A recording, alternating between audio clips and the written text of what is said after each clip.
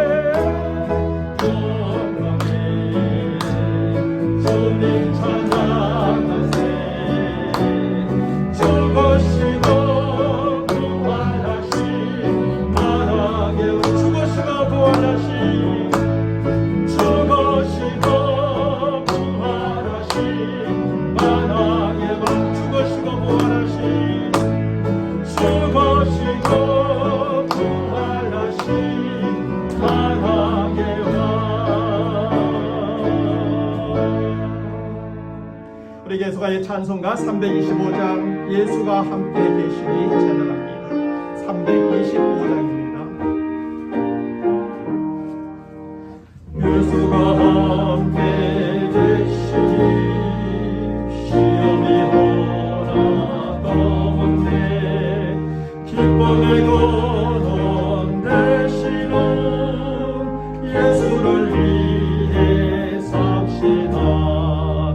날마다 주를 섬기며 언제나 주를 기리고 그 사랑 안에 살면서 딴 길로 가지 맙시다.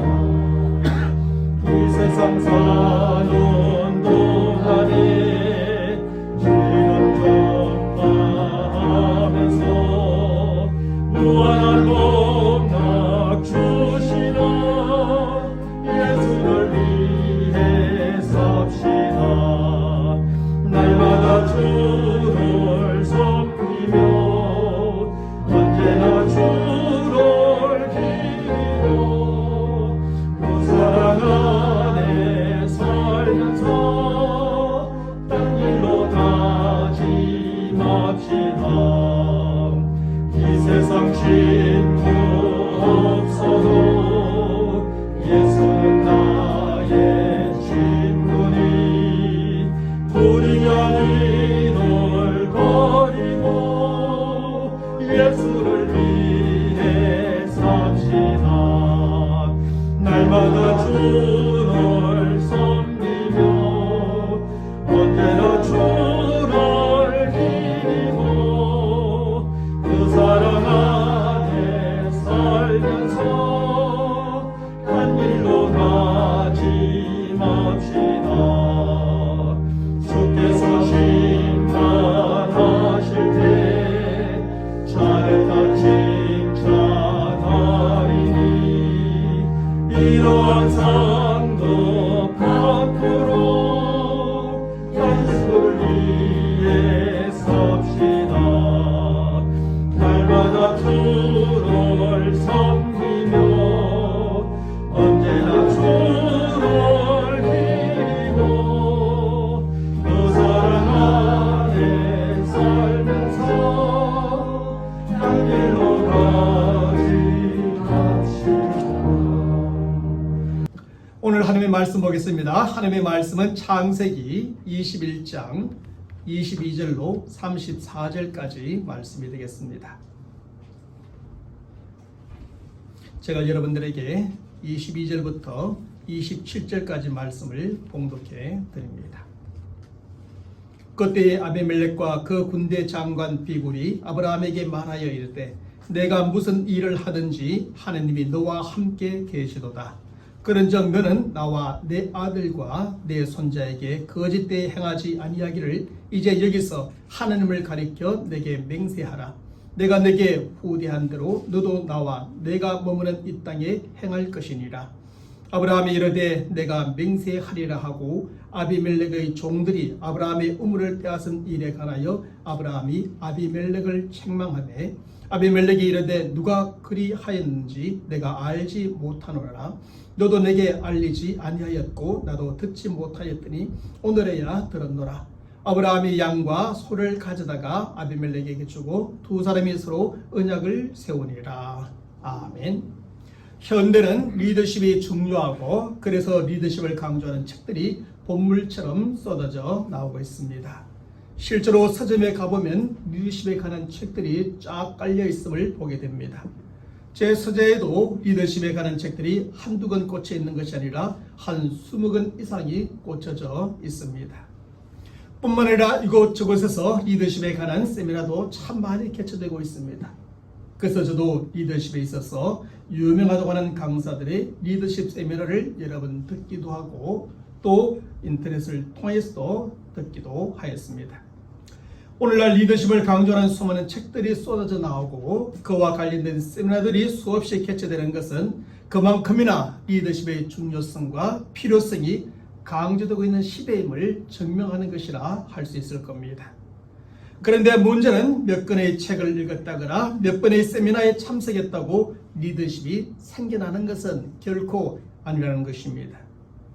사실 오늘날 강조되고 있는 리더십을 한마디로 정의한다면 바로 영향력이라고 정의할 수 있을 것입니다. 하지만 오늘날 많은 사람들이 리더십에 관한 책을 읽고 리더십에 관한 세미나에 참석하기도 하지만 얼마나 영향력 있는 삶을 살아가고 있느냐라는 것입니다. 실제로 사람들이 리더십에 관한 책을 읽고 세미나에 참석한 만큼의 영향력 있는 삶을 살아가지 못하고 있는 것이 현실인 겁니다. 그래서 우리는 과거보다도 오늘날에 우리들이 따르고 싶은 정치 지도자, 경제 지도자, 정말 본받고 싶은 종교 지도자, 사회 지도자가 없는 시대에 살아가고 있다고 말할 수 있을 것입니다. 사실 요즘 인물들 중에 우리가 따르고 싶은 지도자, 본받고 싶은 지도자를 손꼽아 보라면 기억에 떠오르는 사람들이 별로 없습니다. 이런 사실은 오늘날 우리에게 무엇을 깨닫게 주는 것일까요? 영향력 있는 리더십의 삶은 단순히 이론이나 지식으로 되는 것이 아니라는 사실을 깨닫게 주는 것입니다. 리더십에 관한 책을 많이 읽었다거나 이런 세미나를 참석하였다고 영향력 있는 삶을 살 수 있는 것이 결코 아니더라는 것입니다. 사실 성경 속에서 우리가 따르고 싶은 지도자들, 역사 속에서 우리가 본받고 싶은 지도자들을 보면 리더십에 관한 책을 많이 읽은 사람들이 아니었고 여러 세미나에 참석했던 사람들도 결코 아니었습니다. 하지만 저들은 그 시대에 정말 영향력 있는 삶을 살았던 사람들이었고 비록 죽었지만 지금도 여전히 많은 사람들에게 영향력을 주며 사는 인물이 되어진 것입니다. 그래서 존경하는 사람, 본받고 싶은 사람, 따르고 싶은 사람 하면 주로 현대의 인물보다는 이미 과거에 오래된 사람들을 지목하며 수천 년 전의 역사 속에 있었던 사람들을 지목하며 그 사람들을 본받고 싶다고 하는 경우들이 많은 것입니다. 실제로 이러한 사람들을 손꼽아 보라 한다면 정말 손으로 다 꼽을 수 없을 정도로 성경이나 역사 속에 위대한 지도자들이 많이 있습니다. 그 중에서도 오늘은 신앙적인 관점에서 세상과 세상 사람들에게 큰 영향을 주었던 한 사람을 소개해 보고자 합니다. 오늘 본문의 말씀은 세상과 세상 사람들에게 인정을 받았고 저들에게 큰 영향을 주었던 한 사람에 대하여 기록해 주고 있습니다. 그가 누구입니까? 그는 바로 아브라함입니다. 본문의 말씀에 보면 세상과 세상 사람들로 대표되는 아비멜렉과 그의 군대 장관이 하나님의 백성으로 대표되는 아브라함을 찾아왔습니다. 그것도 저들이 아브라함과 화친의 언약을 맺고 자자손손 그 화친 관계를 보증하는 언약을 맺고자 하며 찾아오게 된 것입니다. 사실 이러한 화친은 강한 자가 약한 자에게 청하는 것이 아니라 약한 자가 강한 자의 보호를 받고 싶어서 강한 자에게 청하는 것이 일반적이지 않습니까? 그런데 오늘 본문의 말씀에 보면 한 나라의 왕인 아비멜렉과 그의 군대 장관인 비굴이 한 부족의 족장에 불과한 아브라함을 찾아와 화친 언약을 맺자고 제안하고 있는 것입니다. 사실 아브라함은 그리 대단한 사람이 아니었습니다. 아브라함은 가나안에서 거랄로 잠시 옮겨온 나그네에 불과한 사람이었습니다. 그리고 그 지방은 하나님을 모르는 이방인들이 사는 곳이었기에 그는 심히 두렵고 불안한 마음으로 이곳에 옮겨와 살고 있었습니다. 특별히 그는 이곳 사람들이 자기를 죽이고 아내를 차지할 것이라는 두려움에 빠져 아내를 누이라 속였고 그 바람에 하마터면 거랄 왕 아비멜렉에게 아내를 빼앗길 뻔하기도 하였습니다. 뿐만 아니라 그 거짓말 때문에 아비멜렉 왕으로 큰 공경에 처하게 하였고 그 일로 세상과 세상 사람들 앞에서 책망을 받으며 구차한 변명을 늘어 놓아야만 했던 적도 있었습니다. 그러한 아브라함이 이제 아비멜렉과 그의 군대 장관의 인정을 받으며 함께 화친의 언약을 맺고 싶어하는 대상이 되어진 것입니다. 뿐만 아니라 아비멜렉의 종들이 아브라함의 우물을 늑탈한 일로 말미암아 아비멜렉을 오히려 책망하고 시정해 줄 것을 요청할 만큼 당당한 위치에 이르게 된 것입니다. 사랑하는 성도 여러분, 그러면 아브라함이 어떻게 세상과 세상 사람들 앞에서 이렇게 당당한 위치에 설 수 있게 되었을까요? 어떻게 세상과 세상 사람들에게 인정을 받고 합친 언약을 맺고 싶어 하는 대상이 될 수 있을까요? 그것은 아브라함이 갑자기 크고 강한 나라를 세웠기 때문이 아니었습니다. 아브라함이 갑자기 큰 민족과 큰 군대를 보유하였기 때문도 아니었습니다. 성경은 오늘 본문 22절의 말씀에서 이렇게 설명해 주고 있습니다. 내가 무슨 일을 하든지 하느님이 너와 함께 계시도다 라고 말합니다. 내가 무슨 일을 하든지 하느님이 너와 함께 계시도다. 사실 아비멜렉이 아브라함을 찾아와서 왜 이렇게 말했는지 구체적인 이유는 알 수 없습니다. 하지만 분명한 사실은 아비멜렉은 아브라함이 하는 모든 일에서 하나님이 그와 함께 계시다는 것을 분명히 보았던 것입니다. 그래서 내가 무슨 일을 하든지 하나님이 너와 함께 계시도다 하고 그 앞에서 그 사실을 인정하며 말했던 것입니다. 그러므로 아비멜렉은 단순히 아브라함이 대단했거나 아브라함이 두려워서 아브라함과 합친의 언약을 맺고자 하였던 것이 아니었습니다. 아비멜렉은 모든 일에서 아브라함과 함께 하시는 하나님을 보았고 그 하나님이 두려웠기 때문에 아브라함과 합친의 언약을 맺고자 찾아왔던 것입니다. 아브라함을 보면 합친의 언약을 맺을 필요도 없는 사람이었지요. 보잘것없었으니까요. 그런데 아브라함과 함께 하시는 하나님을 보니까 저 아브라함과 합친의 언약을 맺지 않으면 안 되겠다는 마음이 들었던 겁니다. 그래서 아브라함을 찾아왔고 합친의 언약을 우리뿐만 아니라 우리 후손들까지도 자자손손 맺어서 우리가 서로 화목하게 잘 살자라고 제안하게 된 겁니다. 사실 하나님을 믿는 성도들이 믿지 않는 세상 사람들에게 하나님께서 너와 함께 계시는 것을 보았노라고 하는 이야기를 듣는 것보다 더 기쁘고 더 자랑스러운 일이 없을 겁니다. 우리가 세상 살면서 무슨 일을 하든지 정말 너를 보면 내가 믿는 하나님이 함께 하시는 것 같아. 너를 보면 내가 믿는 하나님이 살아계시는 것 같아. 이런 소리를 우리가 세상 직장 어디에서든지 듣는다면 그것만큼 기쁘고 자랑스러운 일이 없을 겁니다. 그리고 세상 사람들에게 이런 말을 들을 정도로 인정을 받는 성도라면 저들에게 엄청난 영향을 주는 삶을 살 수 있게 되는 겁니다. 하지만 믿지 않는 세상 사람들에게 이런 말을 듣는다는 것이 정말 그리 쉽지만은 않지요. 하나님께서 함께 계시는 사람이라는 말을 듣는 삶을 산다는 것이 정말 어려운 일입니다. 그런데 아브라함은 세상 사람들로 대표되는 아비멜렉에게 하나님께서 항상 함께 계시는 사람이라는 말을 듣게 되었던 겁니다. 그 정도로 아브라함은 하나님께서 함께 하시는 삶을 살았고 그 삶을 통해 세상 사람들에게 인정을 받았으며 저들에게 큰 영향을 주는 삶을 살았던 겁니다. 사랑하는 성도 여러분, 이처럼 아브라함은 무슨 일을 하든지 하나님의 그와 함께 계심을 보여주는 삶을 살았습니다. 그리고 주변의 사람들이 그 사실을 볼 수 있었고 그것을 인정하고 고백하게 하는 삶을 살았습니다. 그런데 성경에 보면 이런 삶을 살았던 사람이 아브라함 한 사람의 삶이 아니었죠. 특별히 창세기 39장 2절과 3절의 말씀에 보면 우리에게 너무나 잘 알려져 있는 요셉의 삶이 바로 이런 삶이었던 겁니다.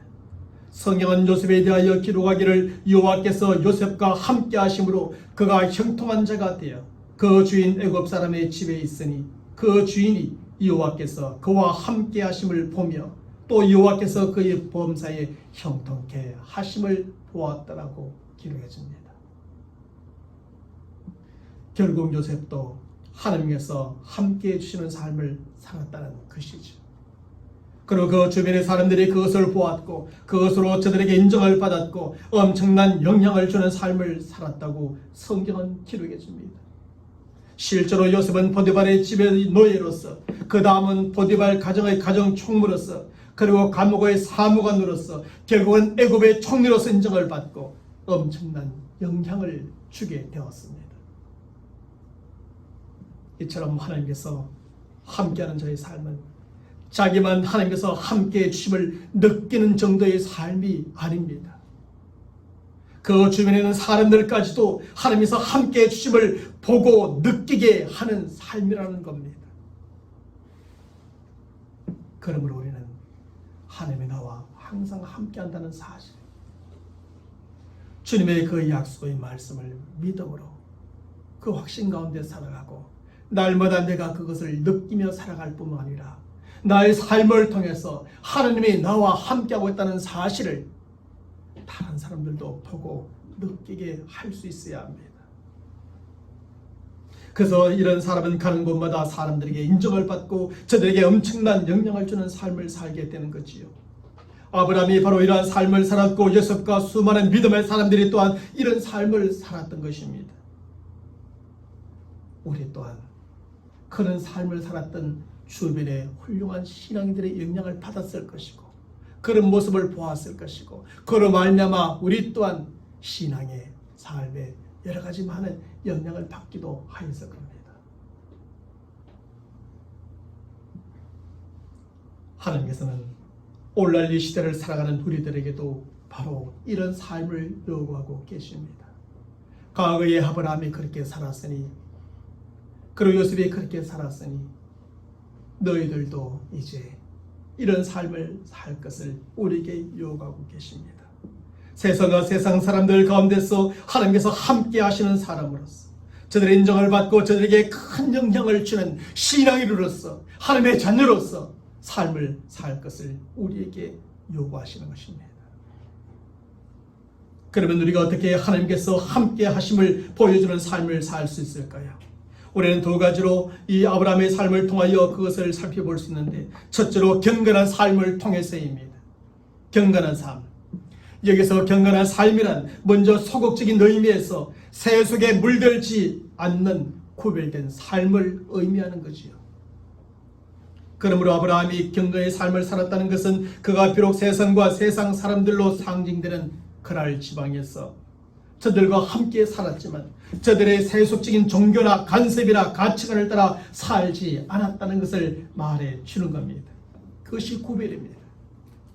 세상 완전히 동떨어져서 사는 것이 아니라, 그래서 구별된 삶이 아니라 세상 속에 살면서도 저들과 똑같이 살지 아니하고 다르게 사는 삶, 하나님의 말씀을 따라서 바르게 사는 삶, 선하게 사는 삶, 그것이 바로 세속에 물들지 않는 구별된 삶이요, 경건한 삶의 소극적인 모습인 겁니다. 하나님의 택한 백성으로서의 아브라함은 오히려 저들과 구별된 삶을 살았던 것이지요. 그리고 세속에 물들지 않았던 그 구별된 아브라함의 삶이 세상과 세상 사람들에게 아주 도전적인 삶의 모습으로 비춰지게 되었던 겁니다. 물론 처음에는 저들도 저희들의 삶이 왜 저래? 저들은 왜 저렇게 사는 거야? 라고 그렇게 생각했을지도 있습니다. 그런데 그 구별된 삶, 경건한 삶을 통하여서 하나님이 함께 하시는 것을 보여줬고, 하나님이 함께 하시는 것을 보여주었을 때 그 삶이 진정으로 바른 삶이요, 그 삶이 바로 사는 삶인 것을 저들은 깨닫게 된 겁니다.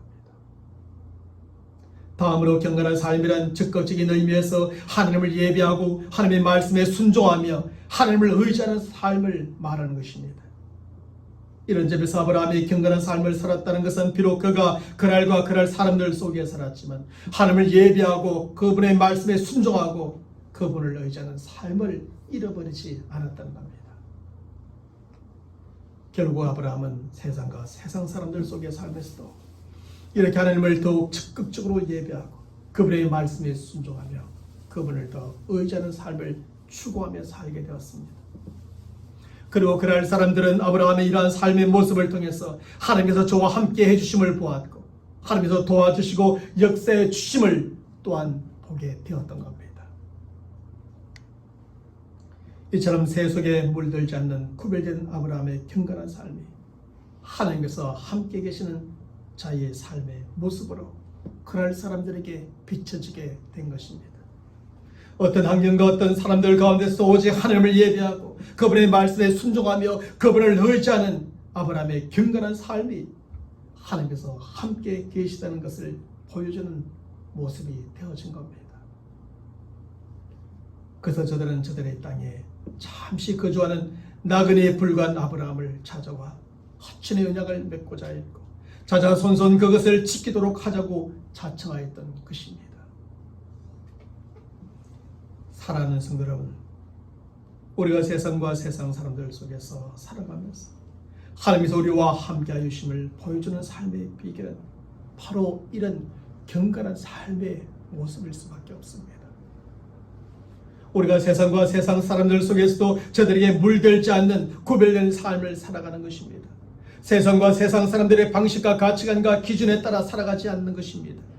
세상과 세상 사람들이 이렇게 한다 해서 이렇게 하고 저렇게 한다고 해서 저렇게 따라다니는 삶이 아닌 것입니다. 우리의 삶은 이 세상이 어떠하든지 세상 사람들이 어떻게 살아가든지 하나님을 예배하고 하나님의 말씀에 순종하며 하나님을 의지하며 살아가는 경건한 삶이어야 합니다. 말하는 것이 세상 사람들과 다르고 행동하는 것이 세상 사람들과 다르고 반응하는 것이 세상 사람들과 다르고 그런 가운데 저 세상에 물들지 않으면서도 다 구별된 삶을 살아가는 것,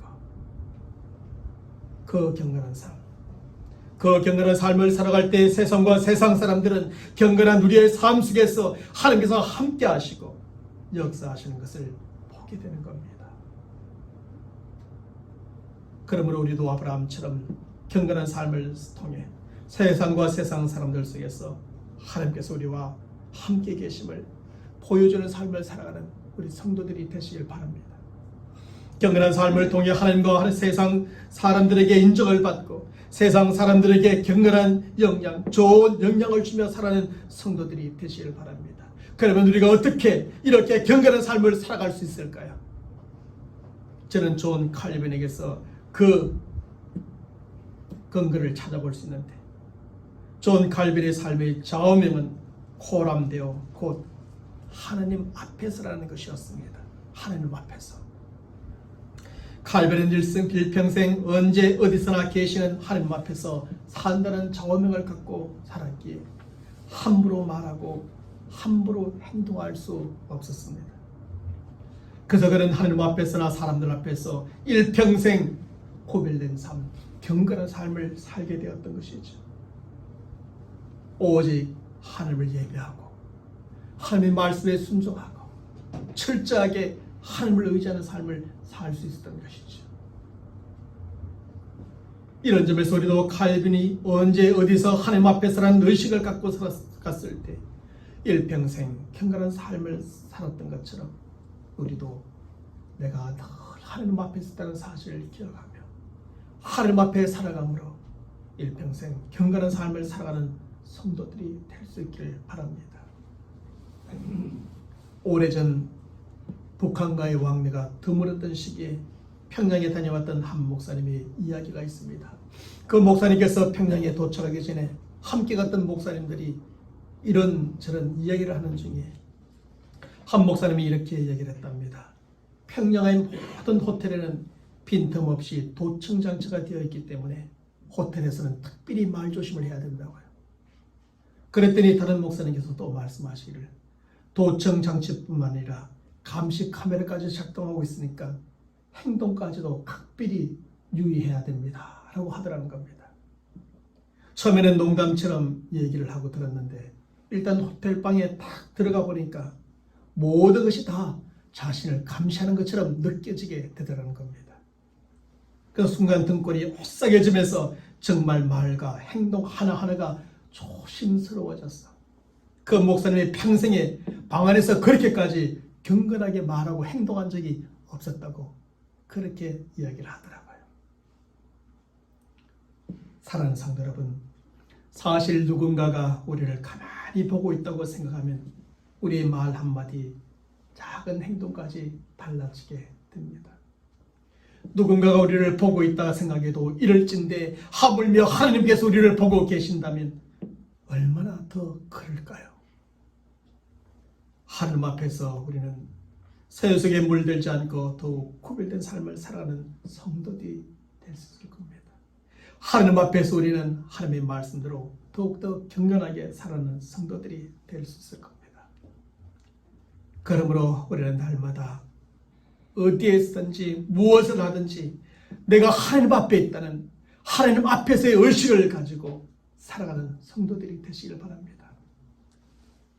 우리는 하나님 앞에서의 경건한 삶을 통해 하나님과 세상 사람들에게 인정을 받고 저들에게 경건의 영향, 좋은 영향, 선한 영향을 주며 살아가는 성도들이 되시기를 주님의 이름으로 간절히 축원합니다. 둘째로 형통한 삶을 통해서입니다. 형통한 삶을요. 오늘 본문 22절의 말씀 후반부에서 아브라함을 찾아온 아비멜렉은 그에게 내가 무슨 일을 하든지 하나님 너와 함께 계시도다 라고 말하지요. 다시 말하면 아브라함이 무슨 일을 하든지 하는 일마다 하나님께서 함께 하셨고 그가 하는 일마다 하나님의 능력이 나타났다는 말입니다. 그래서 그가 무슨 일을 하든지 이 일마다 형통하게 되었다는 의미가 이 말씀 속에는 포함되어져 있습니다. 여기에서 형통이란 무엇입니까? 형통이란 깡박했던 것이 뻥 뚫리는 것을 말합니다. 교통체적으로 깡박했던 길이 활짝 열리는 것을 의미한다고도 볼 수 있습니다. 그렇게 안 되던 일이 확 풀리는 것을 의미하기도 합니다. 그러므로 형통이란 뜻하고 계획한 일이 그대로 이루어지는 것이라고 말할 수 있습니다. 그런데 가나안 땅에 기근이 있어 그랄 지방으로 내려온 아브라함에게 바로 이러한 형통의 길이 열렸던 것입니다. 그랄 땅은 메마른 강야와 같은 땅이었습니다. 그러므로 항상 물이 부족하였지요. 그런 땅에서 누군가가 우물 하나를 얻게 되면 그것을 두고 싸움이 벌어질 정도였습니다. 그 우물을 서로 차지하기 위해서요. 그래서 언젠가 아브라함이 우물을 얻게 되었을 때 아비멜렉의 종들이 그것을 넉탈해 갔던 겁니다. 빼앗아 갔던 겁니다. 그런데 이상한 것은 그날 사람들이 아무리 파도 물이 나오지 않는데 아브라함이 땅을 파면 물이 터져나와 우물이 되고 샘이 되어지는 거였습니다. 그렇다고 아브라함에게 수맥을 보고 찾는 특별한 능력이 있었던 것이 아니었습니다. 그에게 땅을 깊이 팔 수 있는 특별한 기술이나 기계가 있었던 것도 아니었습니다. 그런데 이상하게 아브라함이 땅을 파기만 하면 물이 솟아나 우물이 되고 샘이 되었습니다. 뿐만 아니라 그럴 사람들은 그래도 좋은 땅에 씨를 뿌리고 열심히 가꾸어 보지만 열매가 잘 맺히지를 않습니다. 그런데 이상하게도 더 척박한 땅이지만 아브라함이 씨를 뿌리고 가꾸면 열매가 맺혀지게 됩니다. 그렇다고 목자였던 아브라함에게 특별한 농사의 기술이나 좋은 농기구가 있었던 것은 아니었지요. 그런데 이상하게도 아브라함이 씨를 뿌리고 가꾸면 열매가 맺혀지게 됩니다. 도대체 그 이유가 무엇이었을까요? 그 이유가 어디에 있었을까요? 분명히 아브라함과 그의 가족들에게 있었던 것은 아니었는데, 그의 좋은 환경도 아니었는데, 그의 좋은 기구도 아니었는데, 그 이유가 바로 하나님께 있었다는 겁니다. 그 말씀이 내가 무슨 일을 하든지 너와 하나님이 함께 계시다는 말 속에 포함되어 있는 겁니다. 하나님께서 아브라함이 하는 일마다 함께 하셨고 능력을 베풀어 주심으로 형통케 하셨기 때문이었던 거지요. 그래서 비록 아브라함이 그날 사람들보다 더 열악한 환경과 조건 속에서 우물을 파고 농사를 지었지만 결국 우물을 얻고 열매를 거둔 사람은 바로 아브라함이었던 겁니다. 저들에게는 하나님이 없었고 아브라함에게는 하나님이 계셨기 때문이죠. 사실 그날 사람들도 처음에는 이런 사실을 몰랐습니다. 저들도 처음에는 아브라함이 운이 좋아서 그렇게 되었고 우연히 그렇게 되었다고만 생각했겠지요. 그런데 이러한 일들이 반복되고 또 반복되는 것을 보면서 저들은 이상하게 생각했을 겁니다. 왜 우리는 우물을 파도 물이 안 나오는데 저 사람은 파는 곳마다 물이 나올까? 우리는 열심히 좋은 기술을 가지고 농사를 지어도 풍성한 열매가 맺히지 않는데 저 사람은 척박한 땅에서 저렇게 농사를 짓는데도 열매가 맺힐까? 그러다가 저들은 아브라함이 있는 하나님이 무슨 일을 하든지 아브라함과 함께 하신다는 사실을 보게 된 겁니다. 그리고 바로 그 하나님께서 그의 하는 일마다 형통케 하여 주신다는 사실을 깨닫게 되었던 것이죠. 결국 그날 사람들은 아브라함의 형통한 삶을 보면서 하나님께서 저와 함께 하심을 보게 되었던 겁니다. 그리고 아비멜렉과 그의 군대 장관이 아브라함을 찾아와서 함께 하친 언약을 맺고자 했고 자자손손 그것을 지켜야 하고자 하고 자청하였던 겁니다. 사랑하는 성도 여러분, 이처럼 하나님께서 함께하는 사람의 삶은 형통한 삶입니다. 아무리 환경이 어렵고 조건이 나빠도 그 한결같이 힘들고 어렵다 말해도 하나님께서 함께 하시는 사람은 하나님의 도우심을 경험하게 되는 거지요. 하나님께서 함께 하시는 사람은 하나님의 기적적인 역사를 경험하게 되고 하나님께서 형통케 해주심을 체험하게 되는 겁니다. 우리가 그저 최선을 다한다고 되는 것이 아닙니다. 그럴 사람들이든 누구든 말입니다. 그럴 사람들도 그저 최선을 다하지 않았겠습니까? 우물을 파려고 최선을 다했을 것이고 열매를 거두려고 최선을 다했을 것 아닙니까? 그런데도 우물은 터져나오지 않고 열매는 맺혀지지 않았습니다. 한 가지, 아브라함에는 하나님이 함께 하셨던 거고 저들에게는 하나님이 함께 하지 않았던 차이가 있었던 겁니다. 바로 이런 사실은 요셉의 인생을 통해서 더욱더 확실하게 드러나게 됩니다. 성경은 창세기 39장 2절과 30절의 말씀에서 요셉의 인생에 대해서 다시 한번 우리로 읽게 만듭니다. 여호와께서 요셉과 함께 하심으로 그가 형통한 자가 되어 그 주인 애굽 사람의 집에 있으니 그 주인이 여호와께서 그와 함께 하심을 보며 또 여호와께서 그의 범사에 형통케 하심을 보았더라. 하나님이 함께 하심과 형통함 이 연결되어지고 형통함과 하나님이 함께 하심이 또한 이어지는 것을 볼 수 있습니다. 하나님이 요셉과 함께 하심으로 최악의 환경과 조건 속에서도 요셉은 형통한 자가 되어진 겁니다. 요셉은 형들에 의해 애굽의 노예로 팔려간 상황 속에서도 감옥에 갇히는 상황 속에서도 하나님이 함께 하심으로 어디에서나 형통한 자가 되어지지요. 그런 누구에게나 하나님께서 함께 하시는 삶이요 하나님께서 형통케 하여 주시는 삶을 보여주게 되었습니다. 뿐만 아니라 요셉은 어디에 가든지 누구에게든지 많은 사람들마다 형통케 해주는 삶을 또한 살았습니다. 자신만 형통케 되었던 것이 아니라 자신과 관련 있는 모든 사람들로 하여금 형통케 하는 삶을 살았습니다. 우리가 아는 것처럼 하나님께서는 요셉을 통해 포티바의 집과 밭에 복을 주었지요. 하나님께서는 요셉을 통해 감옥의 전옥과 모든 죄수들에게 복을 주었지요. 하나님께서는 요셉을 통해 애굽 나라와 모든 백성들 그리고 그를 노예로 팔아버렸던 그의 형제들에게까지 복을 주게 되었습니다. 사랑하는 성도 여러분, 예수님께서는 마태복음 28장 20절의 말씀에서 주님을 믿고 따르는 모든 성도들에게 내가 세상 끝날까지 너희와 항상 함께 있으리라고 약속해 주고 있습니다. 그러므로 하나님께서 항상 함께 해주시는 저와 여러분의 삶 또한 아브라함이나 요셉과 같이 형성한 삶이 되어질 줄로 믿습니다. 과거 아브라함과 요셉과 함께 하셨던 그 하나님께서 오늘날 우리들과 함께 하시겠다고 약속하고 계시니 저들이 그 하나님이 함께 하심으로 말미암아 형통한 삶을 살았다면 오늘날 우리들도 하나님과 함께하고 하나님 우리와 함께 해 주심으로 형통한 삶을 살 수 있게 되려는 겁니다. 그러나 여기서 반드시 기억해야 될 것이 있습니다.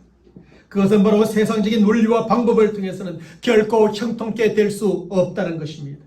만일 우리가 세상적인 논리와 방법을 통해서 형통하게 되었다면 그 형통은 우리에게 축복이 아니라 오히려 저주가 되어 돌아오고 말 것입니다. 하나님께서 형통케 해주시는 삶은 처음부터 끝까지 성경적 원리와 방법을 통해서 형통케 되어지는 것입니다. 그래야 그 형통이 진정한 형통이요 하나님의 참된 축복으로 우리가 누릴 수 있는 그 형통과 축복이 되어지고 우리뿐 아니라 많은 사람들에게 그 형통함을 해주는 삶을 살아가게 되는 겁니다.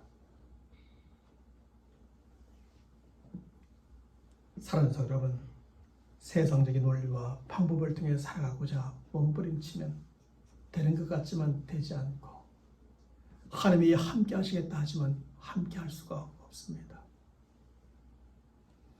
그러면 그 방법을 통해 형통케 되어도 축복이 아니라 저주가 되고 그 결과는 비참할 수밖에 없는 겁니다. 그러므로 하나님이 우리와 함께 해주실 때 우리는 세상적인 논리와 방법이 아닌 하나님의 말씀을 이와 신앙적인 논리를 따라 우리에게 주어진 삶의 현장에서 가장 묵묵히 최선을 다해 살아가는 것입니다. 그리고 끝내 형통케 하시는 하나님의 은혜를 체험하는 것이죠. 우리는 세상과 세상 사람들 가운데서 하나님과 함께 하심으로 말미암아 형통한 삶을 살아갈 뿐 아니라 또한 저들까지도 형통케 하는 삶을 살아가는 성도들이 되어야 합니다. 왜냐하면 우리의 형통케 됨의 목적은 그저 우리만 형통한 삶을 사는 것이 아니라 아브라함과 요셉이 그랬던 것처럼 형통치 못한 사람들로 하여금 형통케 하는 삶을 사는 데 있기 때문입니다. 그리고 그것을 통해서 하나님이 우리와 함께 계시다는 것을 보여주도록 하기 위함인 것입니다.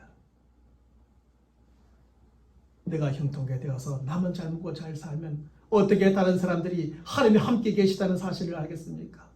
나눠주고 베풀어주고 다른 사람까지 잘되게 만들어주고 형통하게 만들어주면 하나님이 저 사람과 함께하고 그 복이 우리에게도 이렇게 흘러넘치게 되는구나 깨닫게 되겠지요. 그러므로 우리는 올 한 해 가정에서 교회에서 직장에서 사회에서 그 어디에서든지 하나님이 함께 하심으로 먼저 형통한 자가 되기를 축복합니다. 그리고 우리를 통해서 다른 사람들이 또한 형통케 되는 복을 누리게 하는 우리 모든 성도들이 되기를 축복합니다.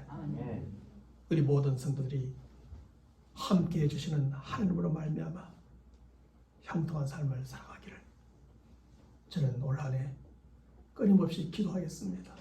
여러분들도 기도하며 나아갈 수 있기를 바랍니다. 하나님의 도움으로 기도하는 것마다 형통하고 계획하는 것마다 형통하고 꿈꾸는 것마다 형통하고 하는 일마다 형통하기를 제가 기도하고 여러분들도 기도하고 하나님의 말씀의 원리를 따라서 살고 그래야 우리 모두가 온 세상과 세상 사람들이 하나님께서 우리와 함께 하심을 포기하고 저들의 인정을 받는 성도들이 되시길 바랍니다. 또한 저들에게 경건의 영향, 형통의 영향, 선한 영향을 주며 살아가는 우리 모든 성도들이 되시기를 주님의 이름으로 간절히 축원합니다. 하나님 아버지 감사합니다. 오늘도 주의 말씀을 믿음으로 받습니다. 아브라함과 함께 하셨던 하나님, 요셉과 함께 하셨던 하나님, 그 하나님께서 오늘날 우리와 함께 하신다고 약속해 주고 계십니다. 아브라함과 요셉이 그 시대의 수많은 사람들에게 하나님을 알지 못했던 사람들에게도 하나님께서 함께 계신다는 사실을 보여주었던 것처럼 오늘날 이 시대에 우리도 경건한 삶을 통해서 형통의 삶을 통해서 하나님 우리와 항상 함께 하심을 우리 자신이 늘 깨닫고 누리며 살아갈 뿐 아니라 믿지 않는 사람들조차도 하나님이 우리와 함께 계심을 보게 하고 느끼게 하며 살아가는 저희들이 되게 하시고 우리가 형통한 삶을 살 뿐 아니라 세상 사람들까지 주님을 알지 못하는 사람들까지도 형통케 하는 삶을 살아가는 우리 성도들 다 될 수 있도록 축복하여 주시옵소서. 이 말씀을 믿음으로 받아 살아가고 우리가 늘 기도하고 하나님 말씀에 순종하며 하나님을 의지하며 살아갈 때 올 한 해 바로 하나님이 함께 하시는 삶, 경건한 삶, 형통의 삶에 영향력을 미치는 우리 모두가 될 수 있도록 축복하여 주시옵소서. 우리 주 예수 그리스도의 이름으로 간절히 기도하옵나이다. 아멘. 우리 서로 인사합시다. 하나님이 함께 하십니다. 우리 다 함께 일어나셔서 생명의 찬양 56장 찬양하겠습니다.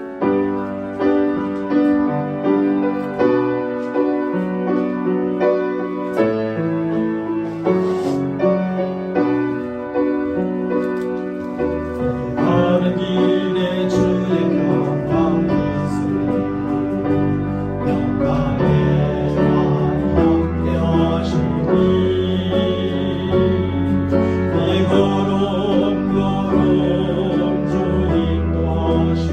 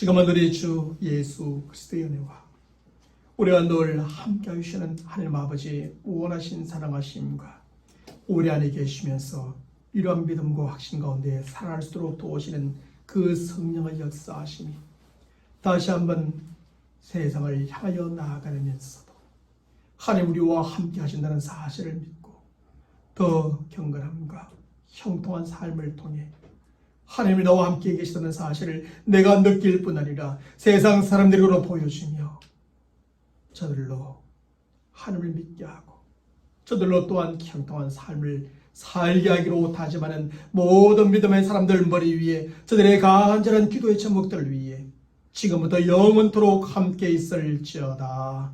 아멘.